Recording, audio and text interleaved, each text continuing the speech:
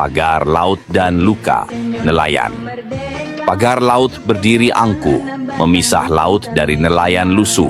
Di sana, di mana ombak dulu ramah, kini terkepung besi yang tak pernah lelah. Dikatakan demi kemajuan, namun di mana hak para pejuang lautan? Kapalku pecah, jaringku terputus. Apakah ini balasan atas kerja tak terputus?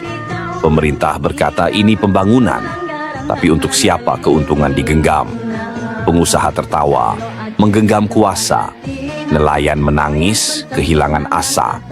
Ironi negeri yang katanya demokrasi, rakyat kecil selalu menjadi korban ambisi. Pagar laut, pagar harapan, memangkas rezeki tanpa pertimbangan. Dan pejabat, oh pejabat yang membisu, di mana suara yang pernah berseru? Mereka yang berjanji membela nelayan, kini diam, tertunduk di bawah bayang pengusaha durjana.